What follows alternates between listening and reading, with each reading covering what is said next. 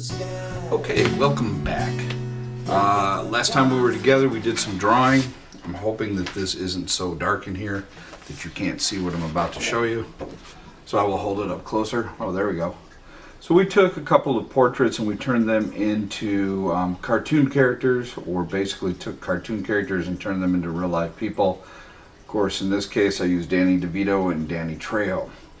Now we want to do this as a watercolor. There are problems with using this as a watercolor. First of all, if you were to paint over any of the shaded areas, watercolors being transparent would show the pencil shading through and it would look horrible. Also, when you draw, sometimes you press hard into a paper, you actually create divots with the pencil.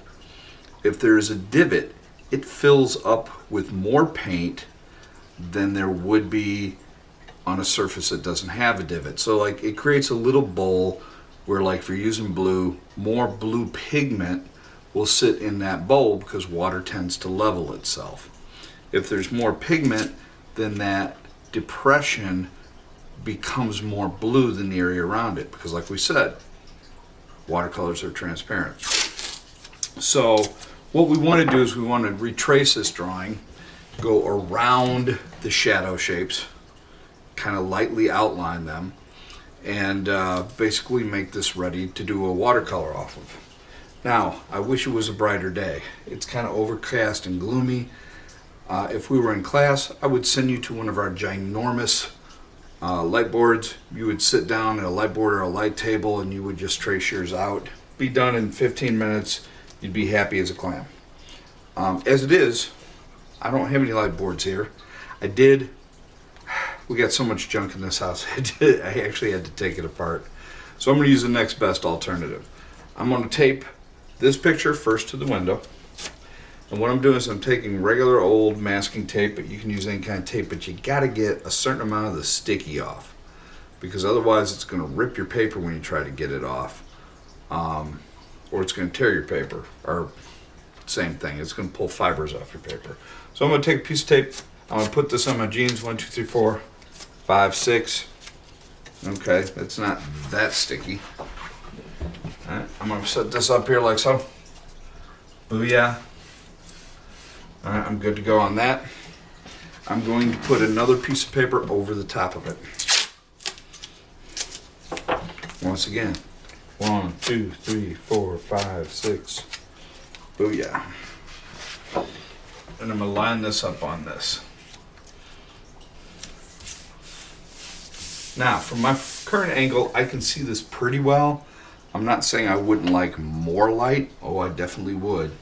So if you find yourself in this kind of situation, if you have a glass table around the house or a glass cabinet, you can put a light inside of it and use that glass for tracing. That would be awesome. I'm going to try to pull the camera closer so that you can see when I press this down, there's actually something there. Okay, so I've got this pressed down. It's light, but I can see it. All right.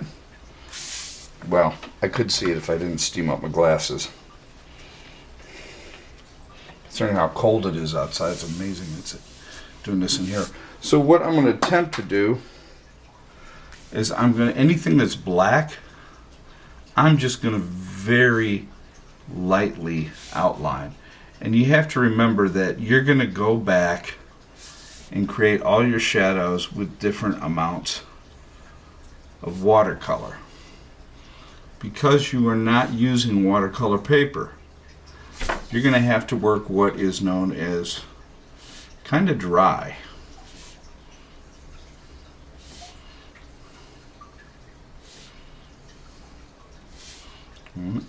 Now, I am trying to draw as lightly as I can. If you have a 4H pencil or any of the H families, and you can force yourself to hold it lightly in your hand and not press hard, you could totally use a harder pencil to create a lighter line. I'm a little iffy about things like doing the eyebrows, because I'm assuming I'm going to paint them on last when the flesh tone dries. Because if I try to paint flesh tone over the top of the eyebrows, I'm going to just stir up the pigment that is the watercolor.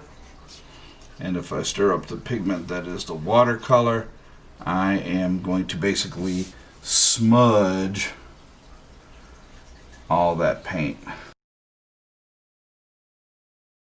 Now you're probably wondering, you're like, well, do I need to keep my reference photo? Yeah, definitely. Especially if it's in color, because you're going to have to match those colors to the best of your ability. Notice I said to the best of your ability. Watercolors can be very tricky. You tend to have to start light and go darker as you move on. So like even some of these areas here, I may not bother to trace because I'll probably just want to come back with my paint and do it that way. Now some of you are asking, aren't you pressing a little hard? Yeah, I am. That's habit. Oh, well, at least they're taped together because they're not sticking on my very cold window. And that's fine. You know, as long as they're not shifting around on each other, I can still get what I need out of them.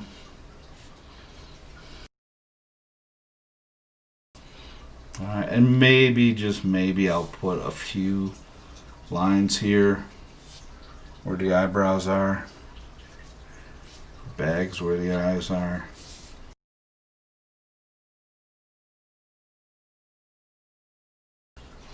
Alright, so for what I need, he's pretty much finished. Then I move on to Danny Trejo. Now for some reason, I've got way too much shading going on in Danny that are all graduals.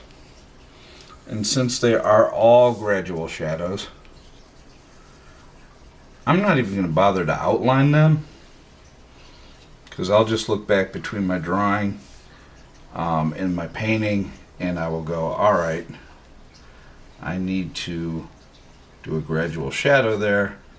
It makes more sense for me to do that than it would be to try and trace out a gradual shading.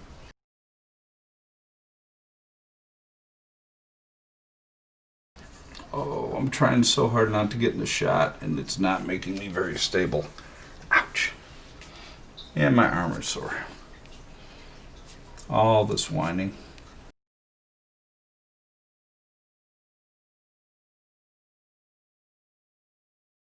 So like if I was doing his chin now, and the other thing is because he is supposed to be Jake from Adventure Time, I have to question if I really want to paint him with realistic colors.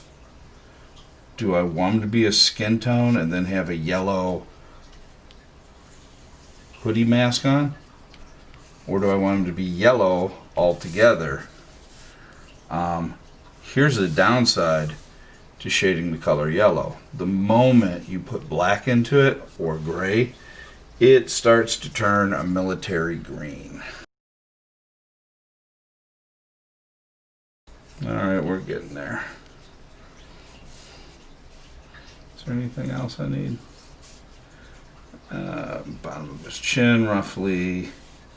His collar. I actually think I could pull off most of the painting with what I got now on him. And that's not just because my shoulder's hurting.